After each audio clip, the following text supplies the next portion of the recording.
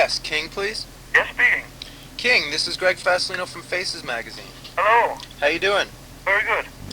Um, well, how are you finding it in being in America? Well, it seems like we have so much to do in so little days. How long has it been since you came here? We came, I think it was last Friday. Uh-huh. And is it a big headache trying to move all your stuff and get everything set up? Yeah, that's it. We have to buy a lot of stuff here setting up everything in a new apartment. So, we've been shopping a lot here. Yeah, I can imagine. And then again, we don't have, our equipment should arrive around the 15th here. Uh-huh. We should be able to clear it through customs for the 18th, and then we start rehearsing real intensively. Great. Start on the 11th of August here. You must be pretty excited. I mean, it seems like there's a huge buzz on the new album. Yeah, very much. Absolutely, yeah. Anyway, the reason I was calling, I had interviewed you a month or two ago, and we already did that article on it, but we're putting out a special issue that comes out in October, like a Halloween issue. Yeah? And it's got like all kinds of little fun things in it. So I figured, you would be a good person to like ask some things just to put in that special issue. Things pertaining to Halloween or horror or whatever, stuff like that. So I guess I would just ask you a couple of quiz questions, what are your favorite horror films or your favorite horror novel, or what you dressed up, did you dress up for something on Halloween when you were a kid, or things like that. How does that sound? Yeah, fine, absolutely. Okay. What would be your favorite horror films? It would be a couple. Hard to pick just one because there has been made quite some really good ones, but The Shining is one of them. Because I find The Shining, first of all, Jack Nicholson is a fantastic actor, and then again, the plot in that movie, really, really hard to see through, Mm-hmm. Very hard to discover the plot in that one. And so it's very intriguing, it's very complicated, and again, Stephen King wrote the story for it. He's one of my favorite horror authors, horror writers. Right. So that would probably be one of the very favorites. Mm-hmm. How about a horror novel, if you could pick one? I guess one of the... Oh, that's hard. I've written a lot of those. Yeah, I can imagine. I have a couple of favorite writers. Okay, that's good too. Stephen King is one of them. Yeah. And a guy called James Herbert? Yeah. Yeah. And do you like Clive Barker? oh yes, I just bought his latest book. I haven't read it yet, but I just bought it. So yeah, those three would probably be the main ones. Okay. What would I ask you? Allan Poe, of course, he's a classic. Who? Edgar Allan Poe. Oh yeah, yeah. What music do you listen to when you want to get in a scary or eerie mood?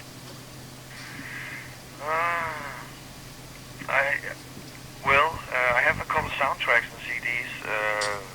The heaviest one to get in the mood is to listen to the soundtrack for Elm Street Part 1 and 2.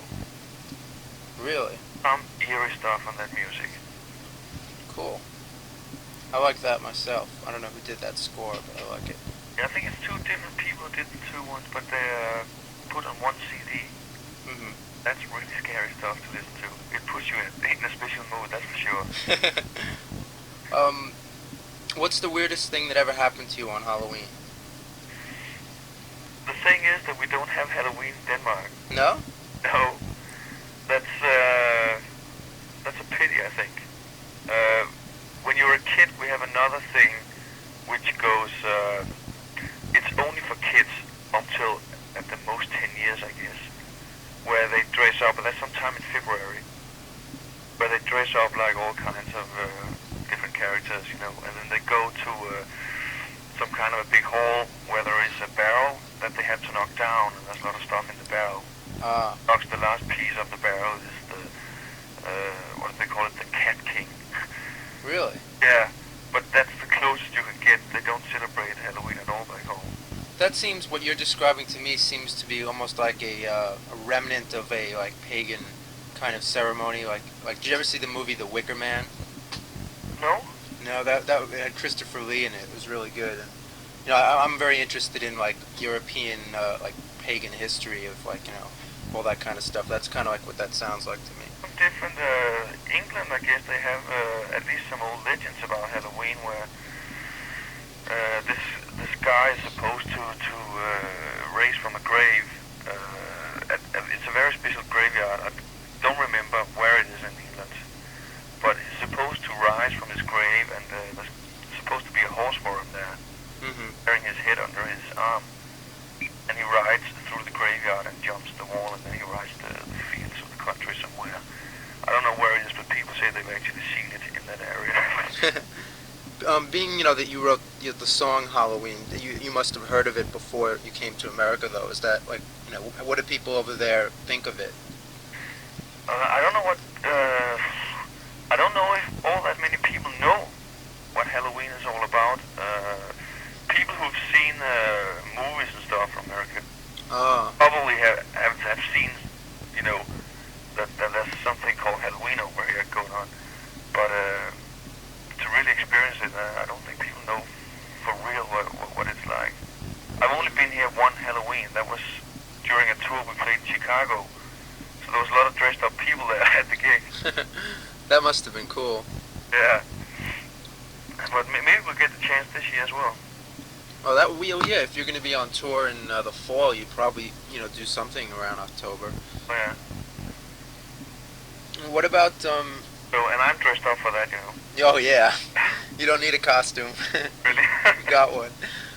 What about your makeup? Like, you know, here in America, a lot of people put makeup on for Halloween and stuff, and you've become very, you know, legendary for your use of makeup. Like, what kind of makeup tips would you give somebody who wants to try to put on, you know, makeup, you know, an image for themselves with the makeup? You know, would you have any ideas or? Black and white is very good. White, where there's no black in it, it really brings forth the black stuff. That's what I use around the nose and the cheekbones, you know. Right. And then the black around the eyes really makes the eyes look very hollow, and it tends to look scarier than if you just put black on. I agree. But the white stuff as well. I don't know if you've seen pictures of the new makeup that I'm wearing now. Yeah, I just saw it. I was going to ask you about that. What is like? How would you characterize the you know, the shift? So, you know, the whole thing started when we were touring Europe together with Motorhead, certain places with Motorhead, and the last gig with Motorhead, you know, was like the usual crazy stuff at the last gig with the band, and they were dressed up and did crazy things to us, and then we did things to them, and I was serving limit cigarettes on stage. Dressed up like the hunchback, with a big hunchback. Yeah. And I changed the makeup just for that occasion, you know. It looked so eerie, because I did something that was not like symmetric. The old one was very stylish, symmetric. It was still scary, but it was the same on each side of the nose, you know. But I changed it to something that was not the same, and it looked a lot more eerie and scary. So that's where I got the idea from, to test it out on with a new album, and it really fits the story of the new album as well. See, you'll find a line in the intro letter which says that I'm so scared right now that you might not even recognize my face any longer. That's one of the first lines of the album. But everybody can see that it's still King Diamond, of course. But I just think that it looks more eerie when it's not symmetric. It also it gives it a sense of motion. Yes, very much. And again, on stage, if you see the face from one side, it might look pretty much the same as it did earlier. Style is not too scary, and when you then turn the other side to it, then it looks like it's really falling apart, you know. What do the little circles symbolize? What do you say? What are the little circles on your face symbolize? Those little black circles on above your eyebrows. Yeah, pest or any kind of disease that is really getting to me. Mm. Just like decayed flesh or whatever. Right. But it looks like when you on a close-up, it might not look all that good. But when you see it just from a little bit afar, then it looks like something you can't really define what's going on there. His skin looks weird up there. Cool. Well, that's about it for the Halloween thing. I just was curious about something else. I wanted to ask you personally, because Yeah. the last time I talked to you, I had only had an advance tape of the record, and I hadn't seen the lyrics or anything. And when I finally got the album, I was really fascinated by the story and the lyrics, and I was just, wondering if you could just explain some of the things that I didn't ask about because I didn't know the story. Like, I'm just curious, like, what exactly is Amen to you?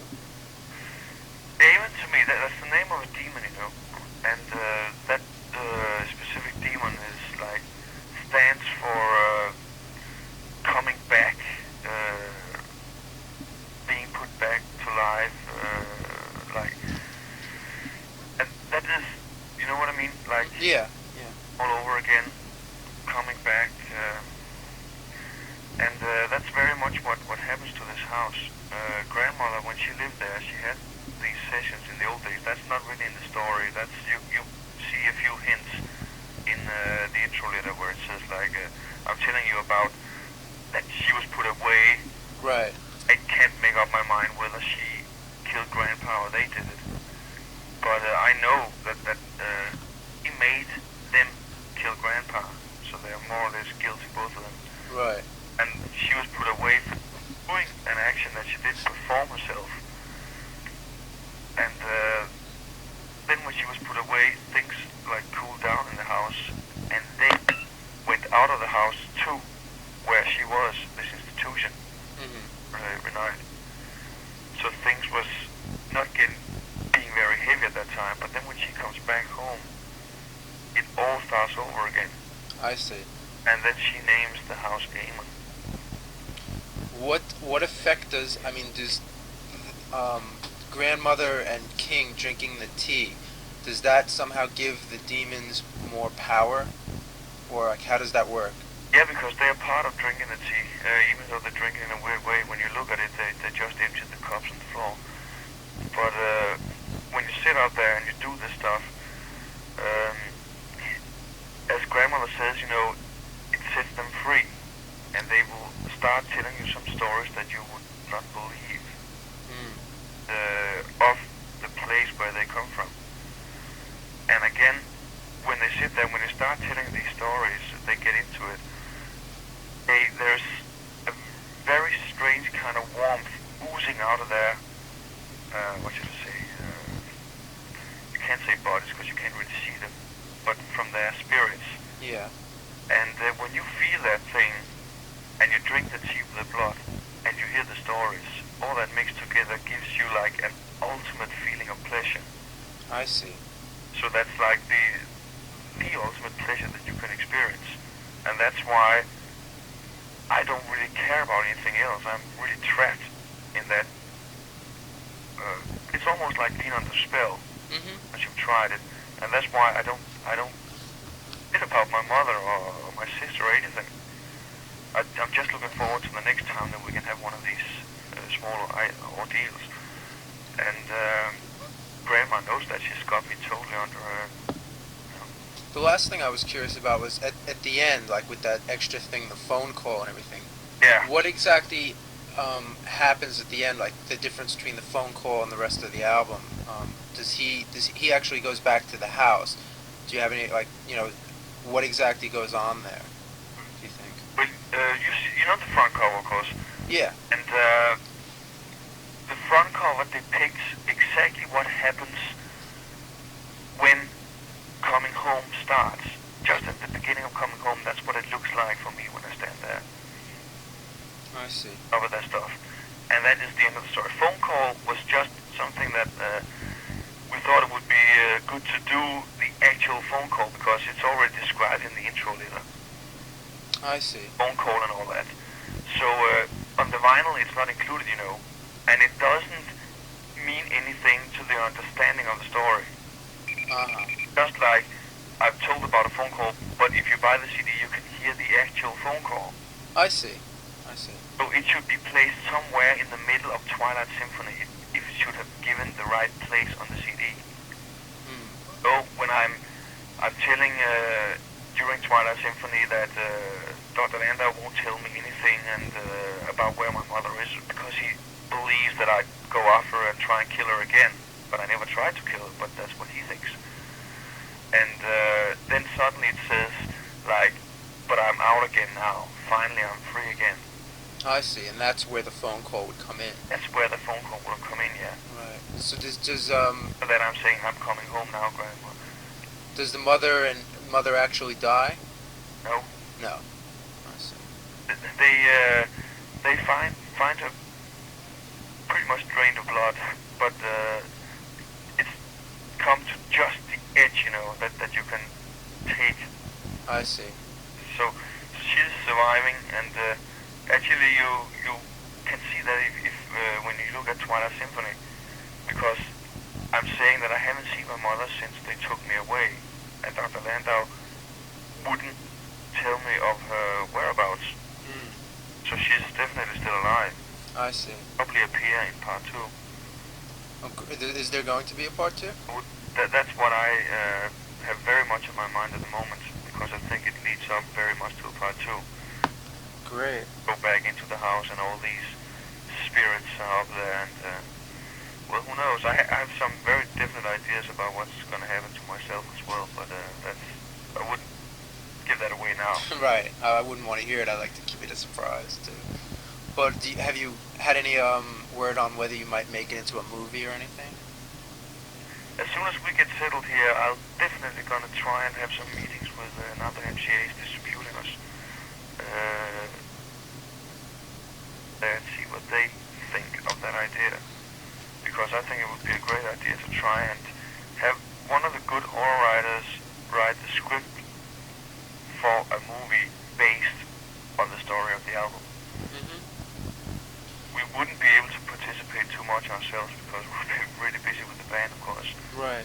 But who knows? Maybe there will be a break for doing some of the sound effects for that thing. Because as you noticed on the album, there is quite a few spots where you can almost get the feeling of the music being like a horror movie soundtrack. Right. Of course. All pieces, but you can't get as heavy. We couldn't get as heavy as we wanted to on the album because you need some pictures instead of having a song line. You know what I mean? Yeah. When you are doing it on an album, there needs to be some singing and there needs to be some of this and that, and it's hard to get it as scary as you can on a movie. That's definitely true. Yeah, as well as you don't need a definite rhythm behind whatever you're doing. You can just use sound effects, and that sometimes is a lot more scary. Okay. Well, I better go. I don't want to bring up my company's phone bill too much. You're right. But I wish you a lot of luck. I'm glad you finally made it over here. Yeah, so am I. We had the most terrible travel over here. 9 hours delay. Wow. So it was a hard struggle to get here. Well, I'm sure you'll find it a lot easier now that you're actually here. Absolutely, we can get a lot more work done now, that's for sure. And I'll be looking forward to seeing the show. I'm waiting for it avidly. I can't wait to get on the road. Okay, well, good luck, and I'll see you in the fall. Okay, thanks a lot. Sure, take care. Okay, you too. Bye. Bye-bye.